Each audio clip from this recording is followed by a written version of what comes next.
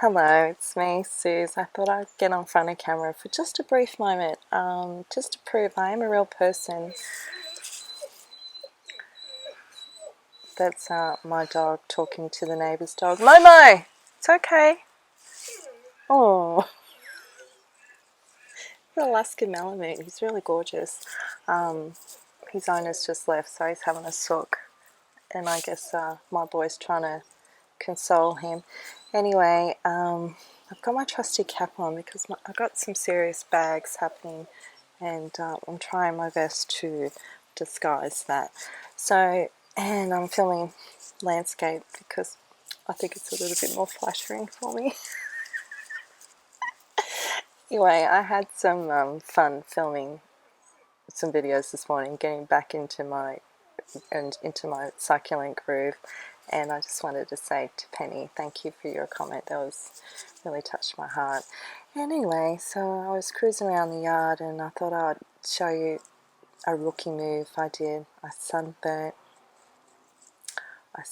some of my favourite little new ones. Hello my succulent friends, I'm back, and it's afternoon. Sorry, I was in the middle of doing something. So yeah, it's a little overcast. The rain did not come back, so that is nice. Overcast is good for filming because don't get sun glare. So I'm just thinking I'm going to sort of glide my camera over this stuff, and if anybody's got any questions or anything, pop them in the comments and I'll elaborate another time. But in front of me, there's my hose. There's my dog. He's always close by. The hose reel's broken, so, you know, I'm not that untidy that I wouldn't retract it. I just can't.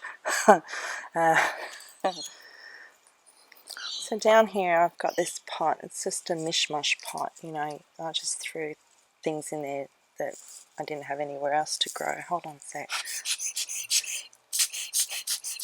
Sorry, I've been meaning to do that for a while. That is the true blue echeveria that I suspect is related to the imbricata. This is an offset from the other one. Where's my other one? There. I think yeah, I did feature this in a video before. I took that little head off there, which doesn't look great, but it will be okay. So anyway, back to here. This is actually looking a lot better than that one with its offsets. It's a little tied up there. I've got to do something better with it. And what else? There's a couple of seps. I'm not very fond of them. I have my reasons. Anyway, in this gap here, I had an agavoide that had a crest. It's over here now. There it is. I just took it out recently and put in here because there was another crest part that got rot because didn't get to it in time after it got wet from the rain. What else have I got down here? Oh, remember I said I had to water these before, so I pulled them down here because I suspect it's going to rain tonight so they can get some water. This is a tray of briar rose, Echeveria briar rose. Crests are funny, you know, sometimes too much sun, they get burnt really easy, too much water and they rot easy. So I had a few pieces and they weren't doing so great, so I chopped them up and I put them in this tray, and so I'll just use that as a propagation tray, see how they go. This is very sad. This is all I have of chroma. If you're familiar with chroma, you'll know why this is sad. Because they get some really amazing colouring, especially yellow. I wonder if I should repot this. You can see I've done a head chop on it. I got a feeling it might be a bit root bound or something, but it's not a very good example. I'm sure many of you have got much better chromas than me, but you know, I'm still hopeful. Anything else exciting here? Not really. Just a mishmash of things. Okay. Oh, actually, over here, while I think about it, this the Sagovoides, remember I was doing an experiment. I decided to cut off some of the babies on one side, which happens to be that side, and leave the others attached. So these are the ones that are attached. They look plumper, I guess, bigger, but they're not as stressed as these. So I think cutting them has stressed them a little bit. Very interesting. What I'm trying to do is rotate it as well. I turn the pot around so every angle gets a bit of sunlight, because the sun comes in on this angle. I've got to be careful. I'm going to do it right now, but this pot's broken and this is holding that up. It's like a jigsaw puzzle trying to put it all back together, because I've got a row of them. Bought them on sale at Bunnings for a couple of bucks. I was ecstatic. Yeah, see? Broken. Don't fall. I mean, Dad, don't fall out. They'd be not good. So anyway, so I'll rotate them around just so that not one particular side's getting more sun than the other. So with my larger pots out here, I've been rotating them a little bit. That's why there's a gap there. And sometimes I'm doing Instagram photos. I want to sort of bunch them up together. I move them around, so that's why they were all together, because I bunched them to take a photo. Anyway, the Grim one. Oh my god, I just love this pot so much. Oh. And to keep it growing in a real bally, symmetrical fashion, I've been rotating it, because usually I bunch everything up all nice and tight so I get good photos that way, and it's more space efficient. But I learnt that through doing some maintenance on the pot, that the back sides of pots weren't growing properly. So it's a little bit of a lesson, isn't it? You know, particularly, I think it was that pot there. What was the other pot that was doing it? Yeah, I can't recall right now. Oh, it was these sedums, which reminds me I should rotate that a bit too. Yes, indeed. So that's why I have that out, but far out. This is so bloody pretty. I can't get enough of it. What's happening in there? Yeah. Yes, maybe I should see if I can rotate that a bit. Oh, there's my Cante. I lifted it up to get the water out of it from the rain. So I've got to be really mindful of that. Roots is good.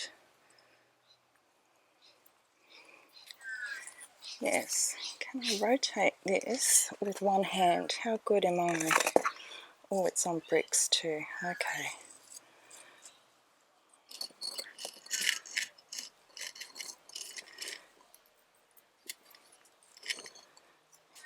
That'll do for now. Just a little rotation. This one here, the Francesco Baldi's. This was in a really old video where I put some cuttings in there. They were really a stressed out pinky colour because it was winter when I did it. But look how full it's getting. It's really quite lush. I can't wait for it to really cascade.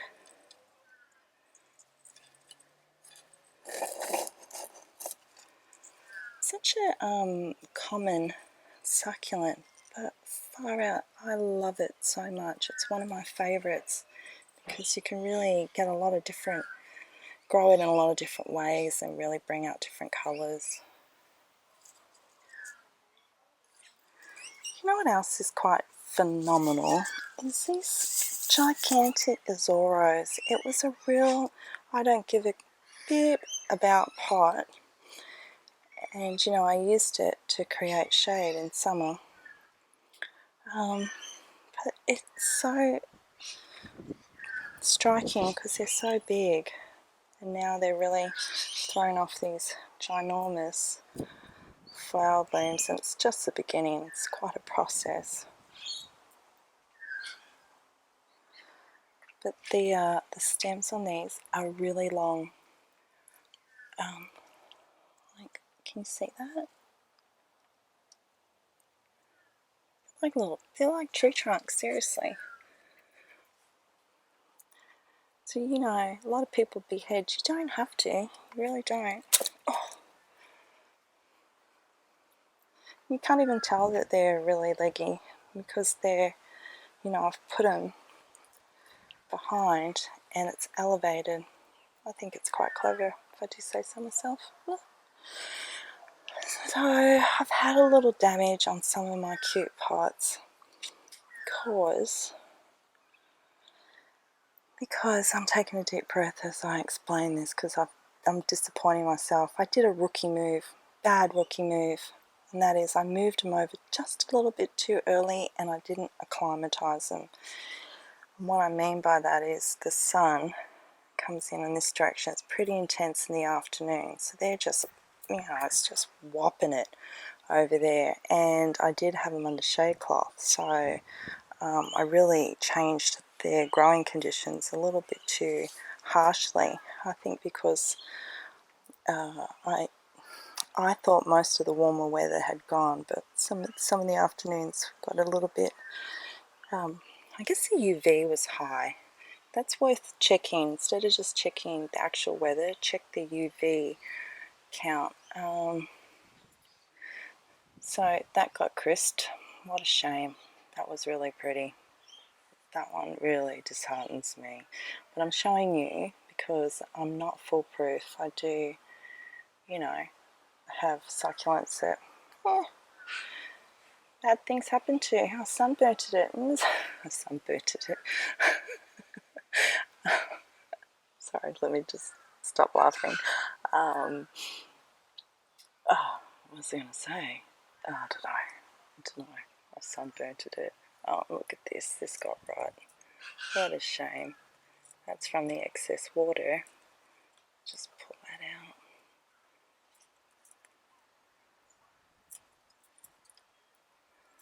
I think I was saying something about, you know, just showing you what works, what doesn't work. Yeah. Oh well. I'll put something else in its place.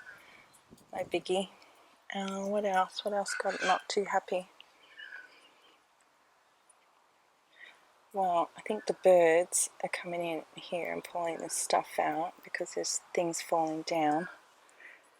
And do you remember these? I chopped up the mummy plant. Where's the mummy plant going? Oh, that is the mummy plant now, isn't it? Hang on, I'm thinking. Yeah, I chopped that up. Yeah, that's right. Yeah. God, there's not too much going on. Yeah. So Clementi, I think is how you pronounce it. And there are the cuttings. And they look like they got a little singe too, but that's okay. And that's some more of it when it's stressed. And even these, though it's been raining, they look dehydrated. I don't think the rain is really saturating rain. It's just been, you know, that dangerous kind of rain where it sits more on the succulents and gets into the actual pots. What else? If you see something you want me to talk about, again, I'll talk about in another video. Oh, here comes heartbreak. Here comes the heartbreak zone. Oh, I'm really embarrassed. Okay, I'm going to do it. I'm going to show you. That is the pink flower. Exhale, it's okay. So it got singed and something had a nibble. I've been finding tiny little snails in amongst things, and I think they're taking little munches on. But I know as winter comes along, it will be fine. It will be fine. Okay, I'm telling myself it will be fine. And this one really, truly breaks my heart. What was I thinking? This was on one of my tables under the pergola, so I was getting filtered light, and then I come out here and give it a high dose of direct sunlight. So now I've burnt my Shanghai lady. What was this? This is a moon goddess or something. Oh, and this one here. Oh, I've got the names. I can't be bothered pulling them out. And then this one got singed. Oh, it's so heartbreaking. At least my Harry Butterfield is still doing good. But, you know, that's the joys, isn't it? Sometimes you burn things, you know. Bloody sun. Bloody high UVs. Oh, this is disappointing too. Because they had leaf babies down there and they were starting to do their thing, and they got singed. They got bloody singed. Not all of them, but most of them. I'm shaking my head. Oh, and here's another terrible, terrible heartbreak. That's a crest, got burnt, and that's actually a big red pup. It looks weird because I pulled leaves out because one of the snails had eaten through some. Yeah, they really should come out of there. They're too big for this little pot. So that's another heartbreak. Oh well. Oh well. So, acclimatise your succulents if you move them around. Heed my warning. This is a barrel arrangement. It's getting quite full as well. Oops, my cigarette butt. Don't look at that. Douglas Huth's pink crested mama. This one has its good days and bad days. I don't know. Yeah, there's another barrel. Oh, this one is this is sublime. Marpin. Look at all of this action here. And who would think that you could pair up some common little cactuses and some Graptovera, I think it is. Well, I didn't do it intentionally. I just had a head or two, and you know, over time, this is what has happened. Could take a few cuttings, but I'm not quite ready for that yet. But anyway, so they sort of knitted together very nicely. Yes, all in all, most of this stuff will recover. That's a good thing about succulents. It's always evolving. Things are always changing. Right, okay. Well, it's nearly dinner time, so I'm going to go cook. Ciao, ciao. I wanted to sincerely thank you for watching, and if you enjoyed this video, I would really appreciate it if you liked it and subscribe to my channel. Also, you can find me as S's for Succulents on my Instagram and Facebook page, where I post daily photos with tips and information. So come and hang out with me there. It's a great place to chat and connect. Thank you.